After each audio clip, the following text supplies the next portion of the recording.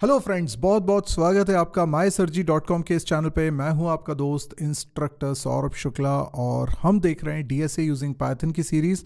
और आज हम लोगों को देखना है सर्चिंग टॉपिक। तो आइए शुरुआत करते हैं। तो सर्चिंग क्या है? बेसिकली किसी भी डेटा स्ट्रक्चर में अगर आपको डेटा को सर्च करना है, कोई भी डेटा स्ट्रक्चर हो लेकिन उसमें कोई एलिमेंट सर्च करना है, तो ये एक बहुत ही फ्रिक्वेंटली यूज होने वाला ऑपरेशन है। सर्चिंग हमें कई वजह से करनी है। अगर मुझे डिलीट भी करना है किसी एलिमेंट को तो मुझे सर्च करना है, मुझे किसी पर्टिकुलर डेटा को प्रोसेस करना है तो मुझे उसको सर्च करना है पहले। तो सर्चिंग एक बहुत ही फ्रिक्वेंटली यूज होने वाला ऑपरेशन है और इसमें हम दो स्टैंडर्ड एल्गोरिदम्स को देखने वाले हैं, जो कि है linear search and binary search. पहले बात करते हैं लीनियर सर्च की। तो क्या है लीनियर सर्च?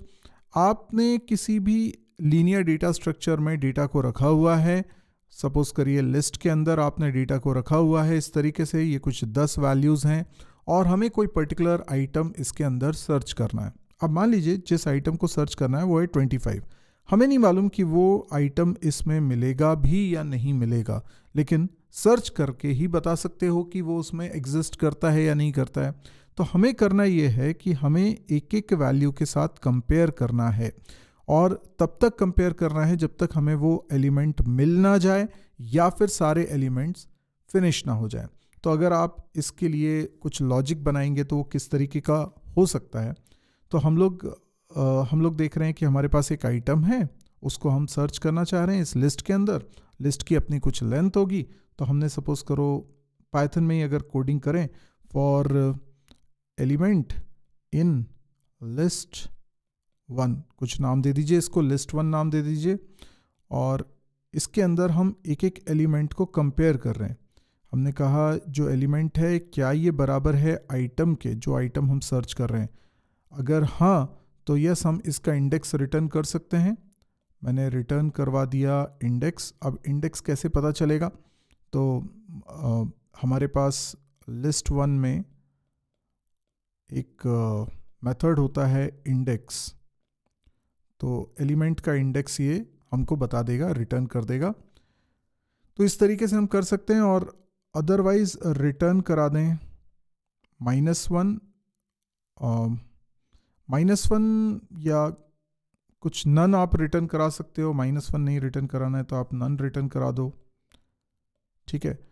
जो ये इंडिकेट करेगा कि आपकी सर्च फेल हो गई है, बिकॉज नेगेटिव इंडेक्सिंग का कॉन्सेप्ट होता है पाइथन के अंदर। तो -1 रिटर्न कराने में होगा ये कि हमें लगेगा कि वो लास्ट एलिमेंट है, इसीलिए हम लोग नन रिटर्न करवा रहे हैं। तो इस तरीके का हम लोग कोड बना सकते हैं। ये लीनियर सर्च है हमारी। देन बात करते हैं बाइनरी सर्च की। अच्छा, लीनियर सर्च में एक बात और मैं बता दूं आपको कि इसकी जो टाइम कॉम्प्लेक्सिटी होगी, है ना, टाइम कॉम्प्लेक्सिटी,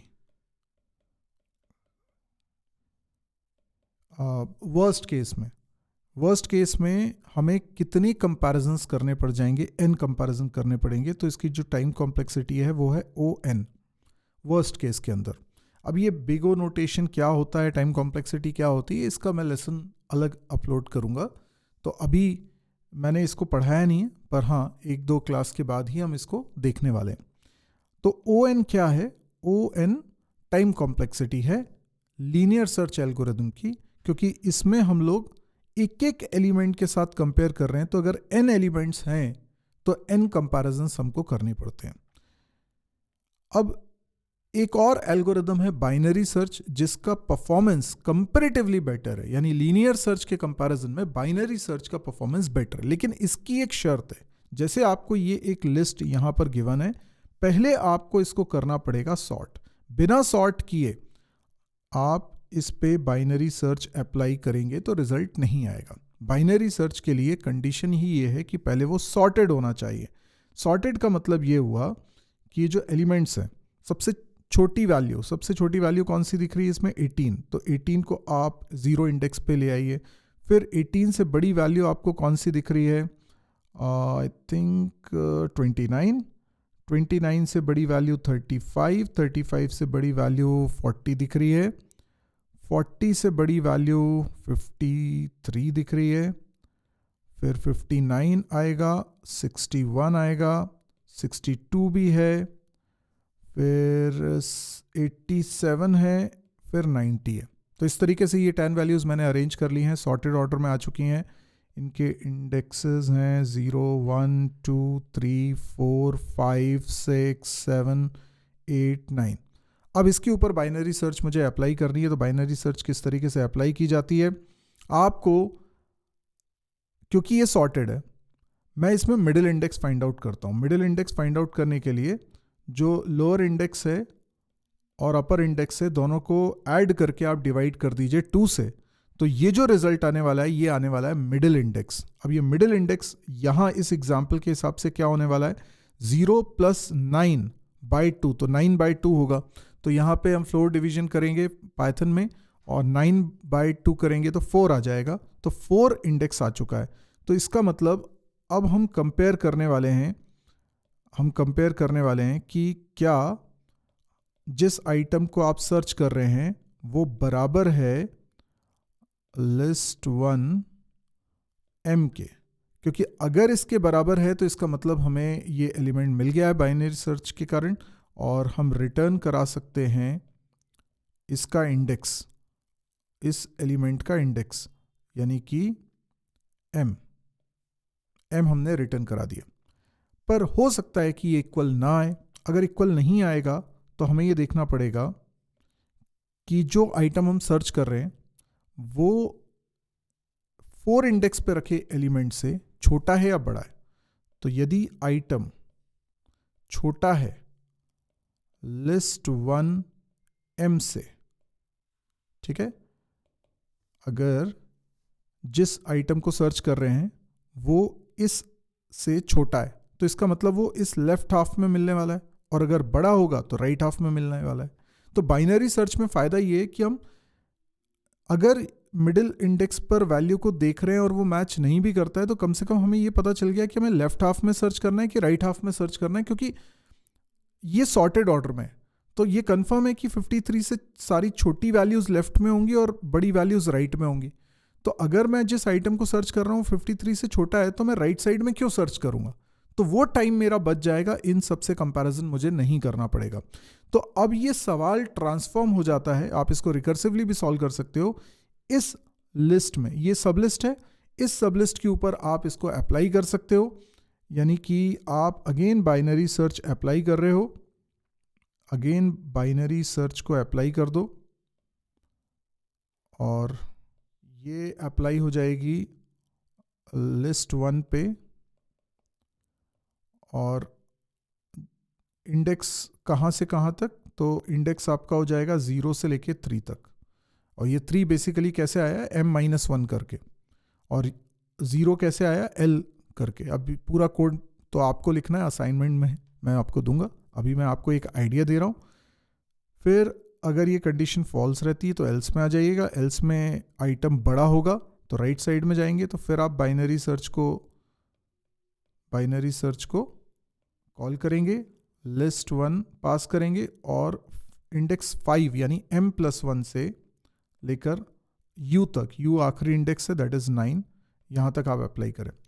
तो जो भी होगा, या तो एलिमेंट हमें मिल जाएगा, ठीक है, या तो एलिमेंट आपको मिल जाएगा, और एलिमेंट नहीं मिलता है तो फिर, अगर एलिमेंट नहीं मिलता है तो आप फिर नन रिटर्न करवाइएगा, अदरवाइज ये रिटर्न m चलेगा, कभी ना कभी तो रिटर्न m चलेगा अगर एलिमेंट मिल जाएगा तो।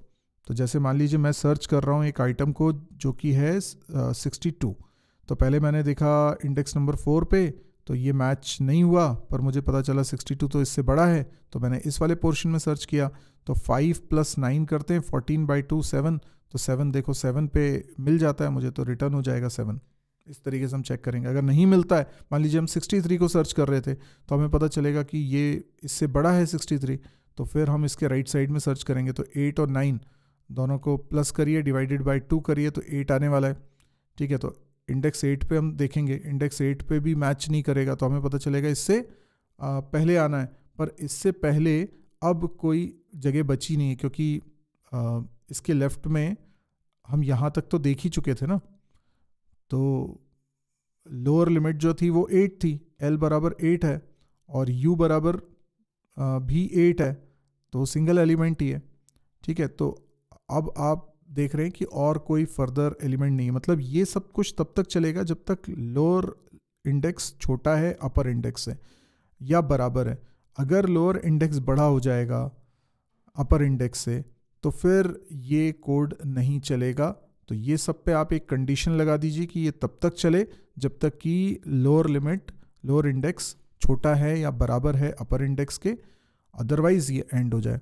तो ये एग्जॉस्ट हो गया है, अब कोई एलिमेंट चेक करने के लिए बचा नहीं है, इसलिए हम बोल सकते हैं कि सर्च फेल हो चुकी है, तो रिटर्न करा देंगे नन।